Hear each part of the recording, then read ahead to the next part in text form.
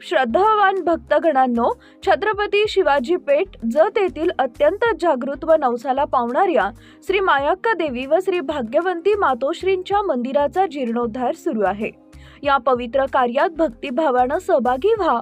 तुमची छोटीशी देणगी ही देवीच्या कार्याला मोठं बळ देईल। संपर्क बसवराज महाराज अलगूर, फोन पे, गुगल पे 97 67 27 22 77। देवी भक्तांनी एकत्र येऊन हे पुण्य कार्य यशस्वी करावे ही नम्र विनंती। नमस्कार, मी मेघा जगताप, बीबीएम न्यूज मध्ये आपल्या सर्वांचं स्वागत। पाहूया आजच्या घडामोडी। श्री यल्लम्मा देवी यात्रेसाठी विविध राज्यातून येणाऱ्या भाविकांची कोणत्याही प्रकारची गैरसोय होऊ नये यासाठी पोलीस प्रशासन, आरोग्य विभागासह सर्वच विभागांनी दक्षता घ्यावी व ही यात्रा चांगल्या प्रकारे पार पाडावी असं आवाहन जतचे उपविभागीय अधिकारी अजय कुमार नष्टे यांनी केले आहे। जत नगरीची ग्रामदेवता, लाखो भाविकांचं श्रद्धास्थान असलेल्या व नवसाला पावणारी देवी अशी सर्वदूर ख्याती असलेल्या श्री यल्लम्मा देवीची यात्रा ही सोमवार दिनांक 15 ते 19 डिसेंबर 2025 अखेरपर्यंत भरवली जाणार असून आज या यात्रेच्या तयारीसाठी श्री यल्लम्मा देवी प्रतिष्ठान व विविध प्रशासकीय विभागांचे अधिकारी यांची बैठक घेण्यात आली आहे। यावेळी मार्गदर्शन करताना तहसीलदार प्रवीण धानोरकर हे म्हणाले, जतची यात्रा ही मोठ्या प्रमाणात भरवण्यात येत असल्याने या यात्रेला विविध राज्यातून लाखो भाविक देवीच्या दर्शनासाठी येत असतात। या भाविकांना सर्व त्या प्रकारच्या सोयीसुविधा उपलब्ध करून देण्यासाठी जत नगर परिषद, पोलीस प्रशासन, आरोग्य विभाग, वितरण, एसटी, अन्न भेसळ विभाग, राज्य उत्पादन विभाग, सार्वजनिक बांधकाम विभाग, सांगली कृषी उत्पन्न बाजार समिती आदी विभागांनी यात्रेत सतर्क राहून काम करावे असं आवाहनही तहसीलदार धानोरकर यांनी केलं आहे। यावेळी मार्गदर्शन करताना जतचे पोलीस निरीक्षक संदीप कोळेकर म्हणाले, पोलीस प्रशासन यात्रेकरूंच्या संरक्षणासाठी तत्पर असून यल्लम्मा देवी प्रतिष्ठान व पोलीस प्रशासन मिळून यात्रा चांगल्या प्रकारे पार पाडण्यासाठी प्रयत्न करेल। यात्रेत कोणतीही वाहतूक कोंडी होणार नाही, तसेच चेन स्नॅचिंग सारखे प्रकार घडू नयेत यासाठी वाहतूक पोलीस व साध्या वेशातील पोलिसांचा बंदोबस्त ठेवण्यात येणार आहे। यावेळी मार्गदर्शन करताना जतचे उपविभागीय पोलीस अधिकारी सचिन थोरबोले म्हणाले, यात्रेमध्ये पोलिसांचा चोख बंदोबस्त राहणार असून महिलांची छेडछाड करणाऱ्यांवर, हुल्लडबाजी करणाऱ्यांवर कडक कारवाई होणार आहे।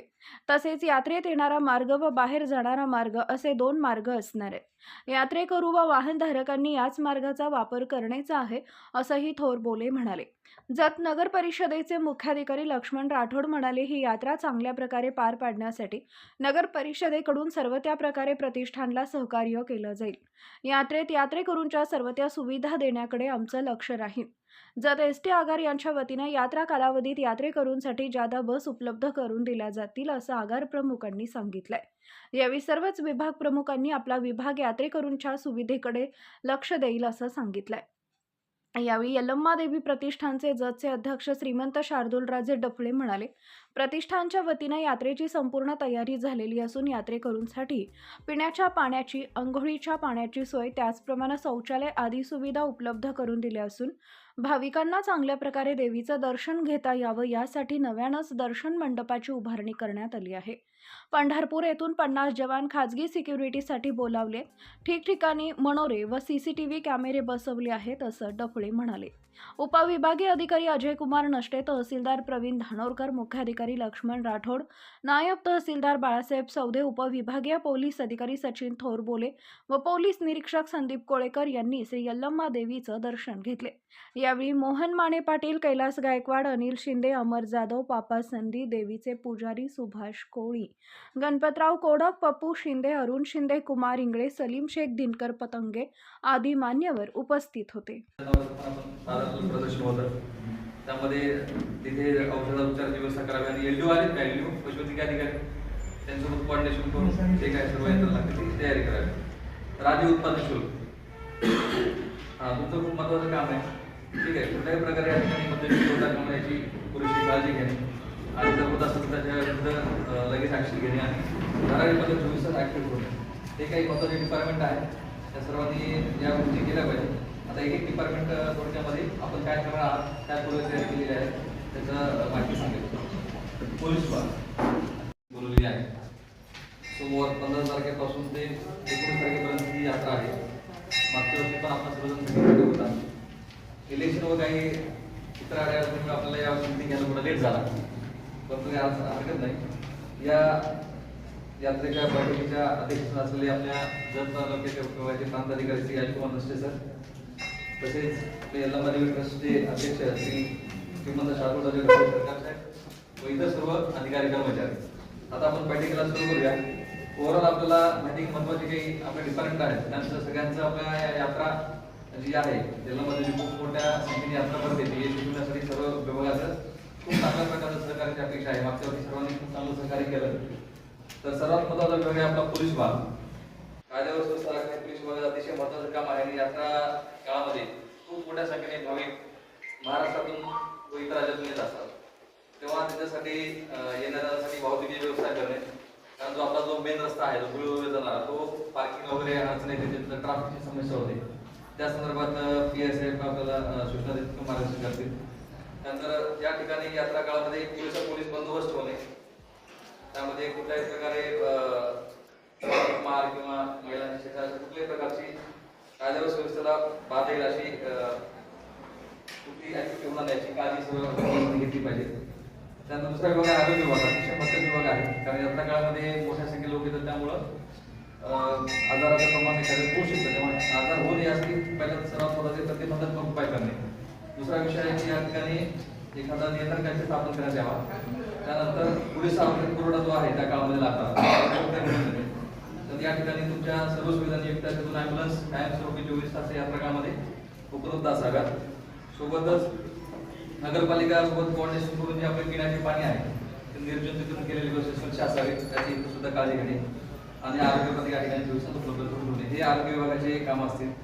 अन्न व औषध प्रशासन झाले. अन्न व औषध प्रशासन विभाग अतिशय महत्त्वाचा विभाग आहे. त्याचं सर्वात महत्त्वाचं काम आहे, कारण या यात्रेच्या ठिकाणी बऱ्याच प्रमाणात हॉटेल्स आणि नाश्त्याची वगैरे व्यवस्था केली जाते. मग त्या संदर्भात फूड क्वालिटी वगैरे सगळं तपासणे, कुठल्याही प्रकारे कुठली त्या ठिकाणी भेसळ नसता कामा नये या संदर्भात पण त्यांनी कारवाई करायची आहे. त्यासाठी 24 तास त्यांचे तपासणी पत्र ऍक्टिव्ह असले पाहिजे. त्यानंतर MSEB महाराष्ट्र राज्य विद्युत वितरण कंपनी, तुमचं सर्वात महत्त्वाचं काम आहे की यात्रेच्या 4 दिवस कुठल्याही प्रकारे वीज पुरवठा खंडित होता कामा नये, कारण खूप मोठ्या संख्येने भाविक येतात, सगळ्यांचे दुकान वगैरे या ठिकाणी असतात. त्यानंतर आकाशी पाणी वगैरे पण आहे, बरोबर आहे. त्या संदर्भात तुम्ही व्यवस्था करायची. कुठल्याही प्रकारे तुम्हाला जादा ट्रान्सफॉर्म लागणार असेल तर त्याची आताच पूर्वतयारी करून ठेवणे. विद्युत सुरक्षेसाठी डिजिटल फलक लावणे, कुठल्याही प्रकारचे ओव्हरहेड वायरचे ओपनिंगमध्ये कुठल्याही प्रकारे रस्ता कामा नाही त्याची काळजी घ्यायची. आणि रिक्वायर्ड असलेले मनुष्यबळ या ठिकाणी उपलब्ध असले पाहिजे. सार्वजनिक बांधकाम विभाग PWD या यात्रा काळामध्ये ज्या ठिकाणी रस्ते चालू आहेत सर्व त्या सध्या सर्व सगळे बोलत द्यावे. आता बोलता का करते केलं तसं चालू लोक आलेले आहेत, बाकी पण असतं ते पण बसून घ्यावं. ST आगार ठीक आहे. भाविकांना येण्या जाण्यासाठी पुरेशा प्रमाणात ST बसेसची व्यवस्था करावी. ज्या ज्या ग्रामीण भागातून भाविक येतात तिथे पण बसेस वाढवण्याची व्यवस्था करावी. नजीकच्या रेल्वे स्टेशनजवळ स्वतंत्र ST बसची व्यवस्था करण्यात यावी. जसं की आपल्याकडे वाळे रोड ST आपलं रेल्वे स्टेशन आहे, तिथून कुठल्या रेल्वे असतं तिथे एखादी बस पाठवण्याची व्यवस्था करावी. त्याच्यानंतर तात्पुरत्या स्वरूपाचे बस स्थानक येथे कुठे उपलब्ध आहेत का ते राज्याकडून पार्किंग व्यवस्थेची सोय करावी. नगर परिषद सर्वात महत्त्वाचा स्वच्छता अतिशय महत्त्वाचा आहे. आता लोक जास्त त्यामुळे स्वतःचे ते प्रॉब्लेम होऊ शकतात. त्यामुळे आता पूर्वतयारीची स्वच्छता, त्यानंतर यात्रा काळातील रेग्युलर स्वच्छता नगरपालिकेने करावी. तसेच औषध फवारणी ज्या ठिकाणी गरज आहे त्या ठिकाणी करण्यात यावी. तसेच मोबाईल टॉयलेट महिला पुरुष यांच्यासाठी जिथे जिथे रिक्वायरमेंट आहे तिथे मोबाईल टॉयलेट इथे उपलब्ध करून घ्यावेत. इथे नसेल तर आपल्या बाजूच्या तालुक्यातून आपल्याला मागून घ्यावं लागतील. त्याच्यानंतर पिण्याच्या पाण्याची टँकरची व्यवस्था करणे, जनावरांसाठी पाण्याची व्यवस्था करणे आणि आपला जो नगरपालिका स्टाफ आहे ते गरज असेल या ठिकाणी नेमणे.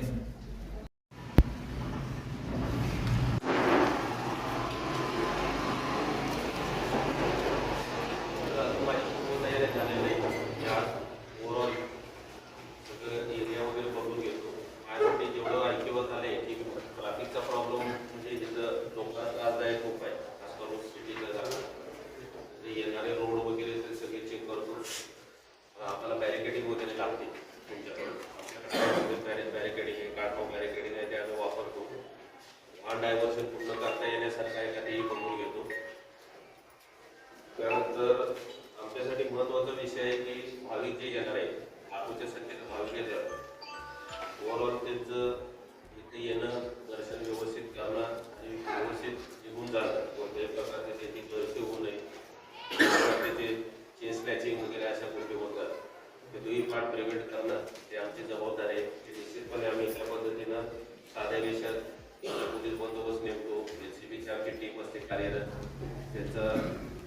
उपयोग करून त्याला आम्ही प्रतिबंध करण्याच्या दृष्टिकोनातून आम्ही प्रयत्न करतो.